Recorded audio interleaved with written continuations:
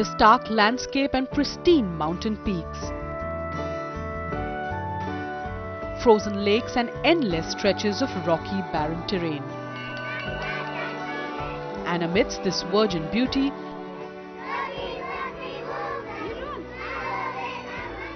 echoes the sound of these children. हमारे school में सारे सब्जेक्ट है, English, Urdu, maths, SST, science. मुझे स्कूल अच्छा लगता है कि दोस्तों के साथ खेलने में अच्छा लगता है।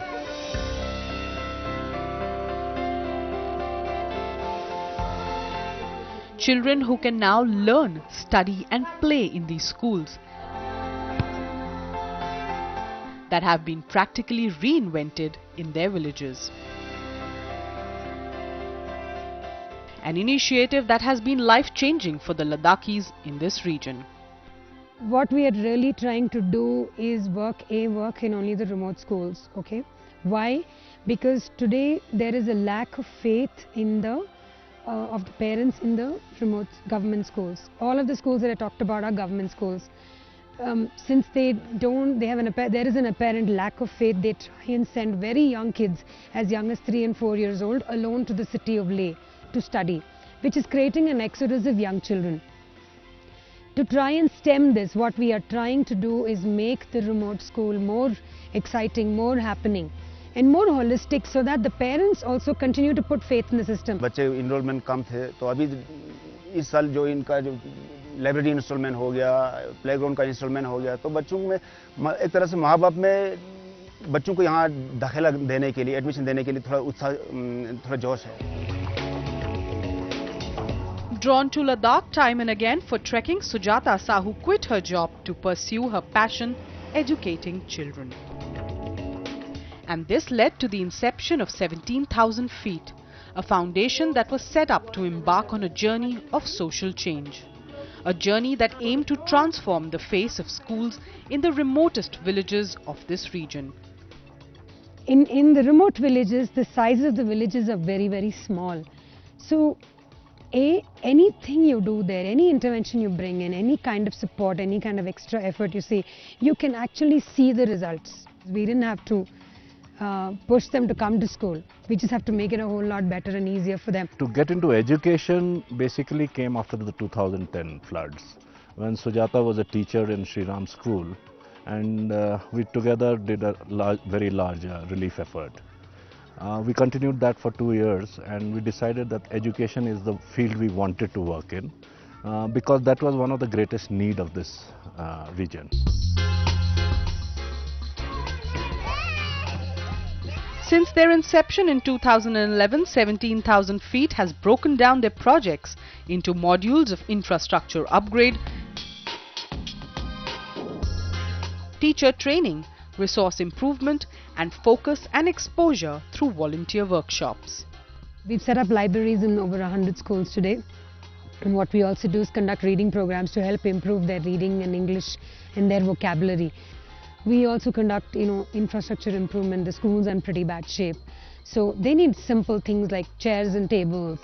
Something, in minus 10 degree temperature, they're sitting on the floors. So we do school furniture. None of the schools we know of have playgrounds, something as basic as that. We supply playgrounds. We've done, repairs and so on. We also are very keen on training teachers at a central level. So we work with the department to train teachers in various methodologies. The initial stages of a program had their own share of hiccups.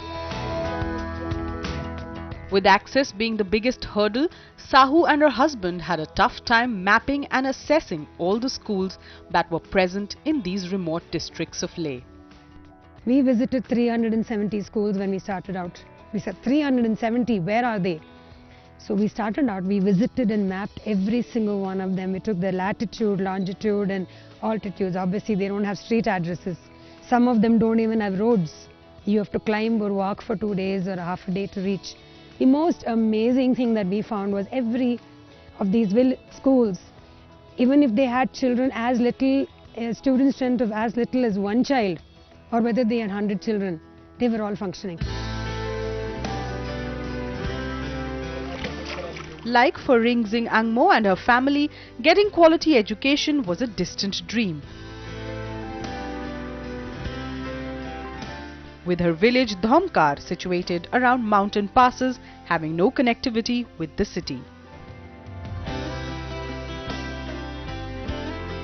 But since the time Sujata and her team made the nearby government school functional by setting up libraries and implementing their teaching modules, learning has become fun and interactive for many children like her. उन्होंने यहाँ पे बच्चों को बड़े fun के साथ कैसे means books को यूज़ करना है, तो यूजुअली हम करते हैं कि लाइब्रेरी यूज़ करते हैं, वहाँ पे लिखे होते हैं प्लीज़ कीप साइलेंस, बच्चे बुक्स उठाते हैं पढ़ते जाते हैं, means that doesn't make any sense. अब इन्होंने बताया कि इनको कैसे यूज़ करना है और जो बुक्स को देख के बुक्स में जो जितने भी एक्टिविटीज़ होते हैं उनको कैसे बच्चों के अंदर ईगर लाना है पढ़ने की. 17,000 feet has till now benefited about 8,000 children. And with the impact becoming bigger and better, this educator is all set to conquer new heights.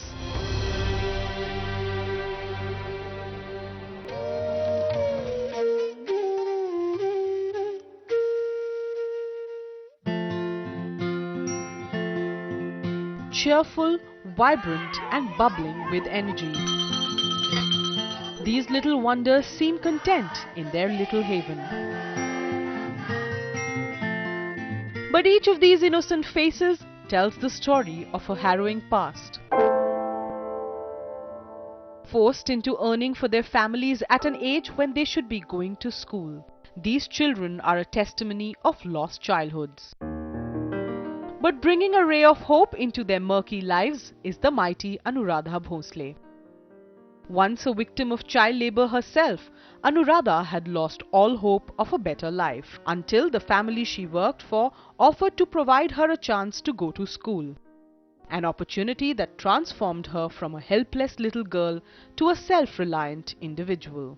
When I meet these poor and especially the child laborers, I remember my childhood.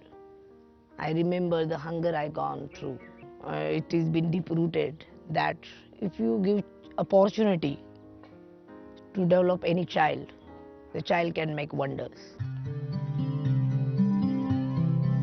A messiah of hope for these innocent kids, Anuradha today successfully rescues thousands of children from the dark brickyards of Kolhapur, a district where nearly 27,000 children are victims of this social plague, and bring them to a bright little haven called Avni. 6,700 children so far we have regularized in the school. We have rescued them and put them in the school.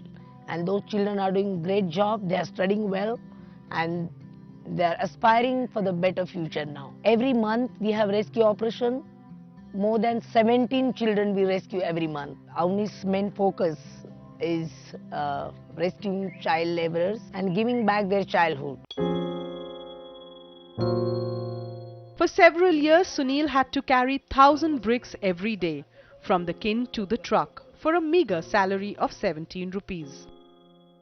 The breadwinner of his family, Sunil would work non-stop for 9 hours in the blazing heat and take 100 trips carrying 20 kilograms on his head until Anuradha Bhosle gave him a new lease of life. मी वीटभट्टीवर काम करत होतो तेव्हा तेथे madam आल्या आणि मी असंच काम करत होतो आई वडिलांच्या बरोबर. मी त्यावेळी आल्या मॅडमने निरीक्षण केले की हा मुलगा काय करतो.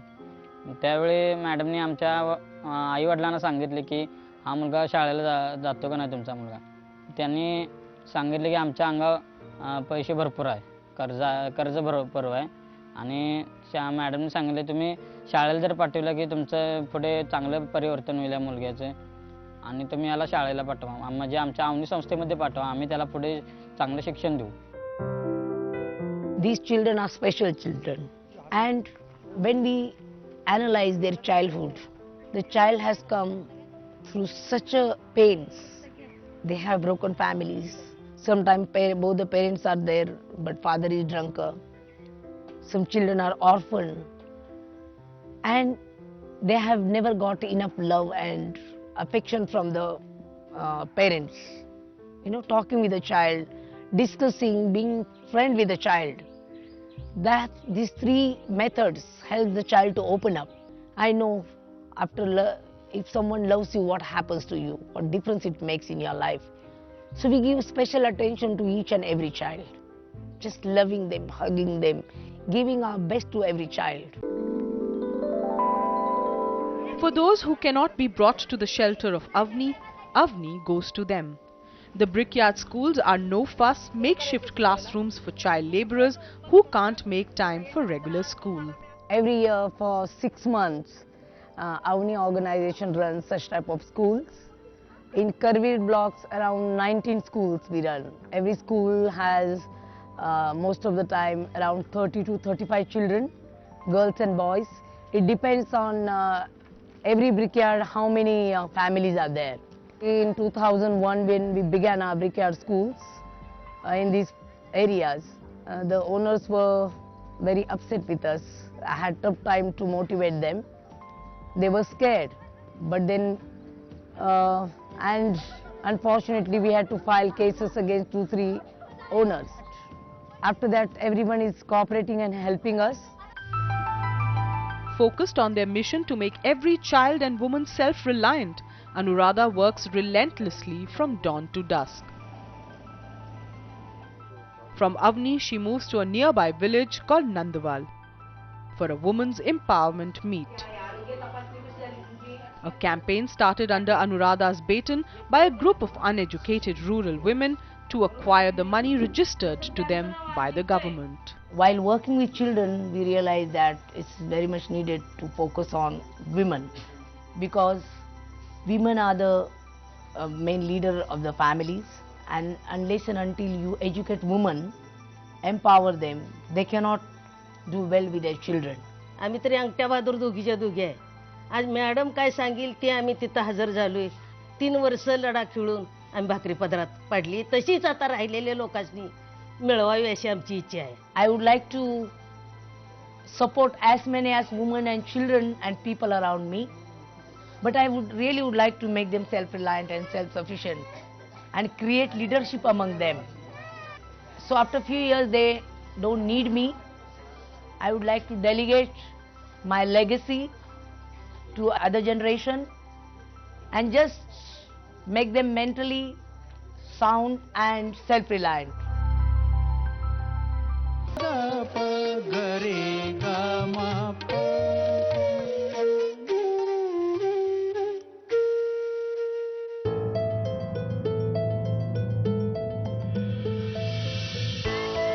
He's a man on a mission.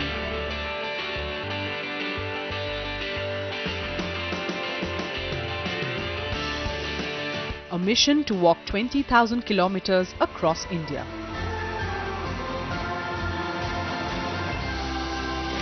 One step at a time.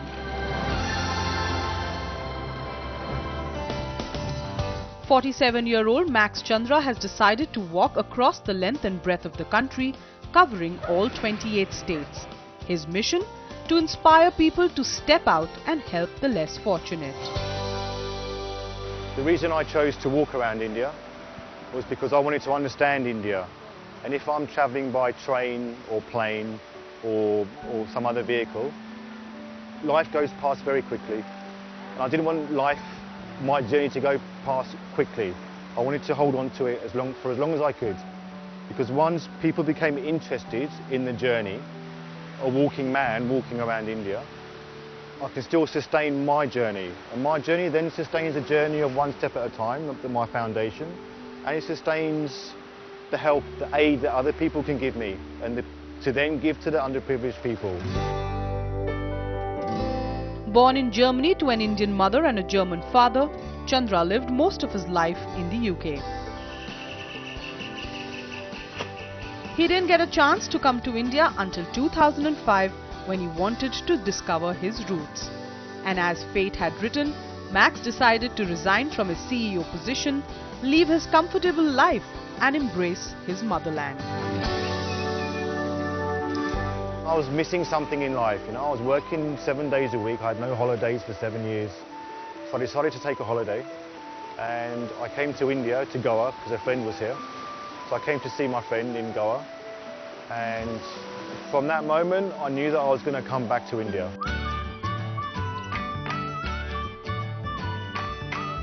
And so began his unique journey, which is spreading the message of love and compassion through his foundation, one step at a time.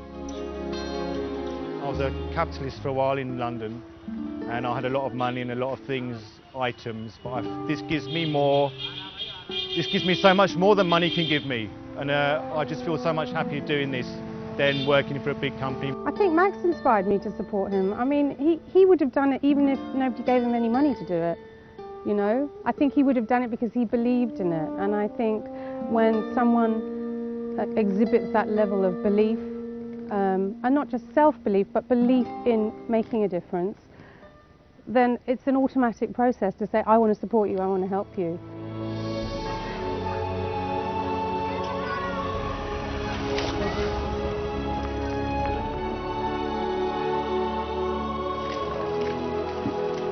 His latest project, called Project Vidya, is to help the people who have been displaced in the Uttarakhand floods.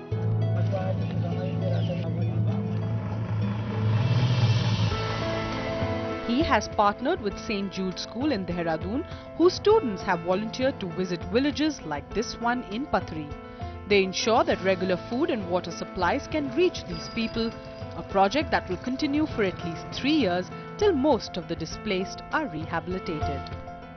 Between the two of us, we collected grain and water and clothing and plastic sheeting through different media channels. And once we'd had enough to give to a substantial amount of people, over 1,000 people, we then went by bus and handed out the food and the grain and the water and everything else to these displaced families from the mountainsides that managed to get down to safety. And now the project's looking to go into the hills to help the people that were stranded in the hills. So it's only now that the roads are open, and if they might not be passable, but they're open. There's still landslides going on. So as soon as we can get into the hills, we go into the hills, and the idea is to actually adopt a village. I want everybody to help, make an effort, come here, look at the situation and do whatever little bit they can, and I think we will make a change, we will help them out. He started the first leg of his walk 3 years ago from Goa and walked to Chennai in a course of 70 days.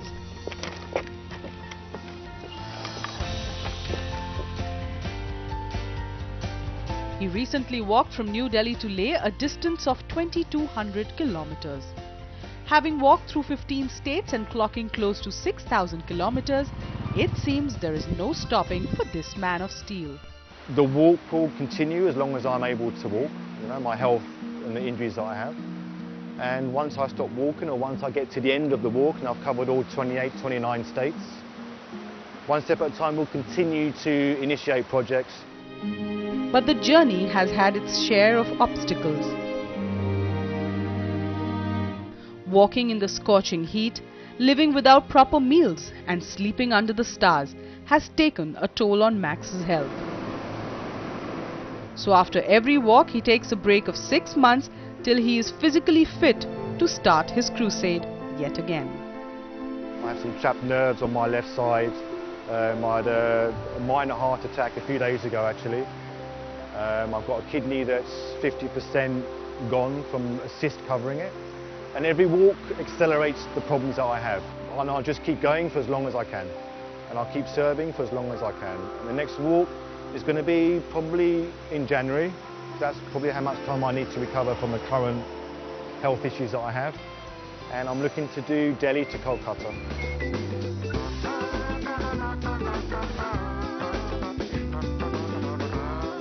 Determination, endurance and perseverance. That's what Max Chandra is all about. A man who has decided to dedicate his life to serving the people of this country. And that's what makes his heart truly Indian.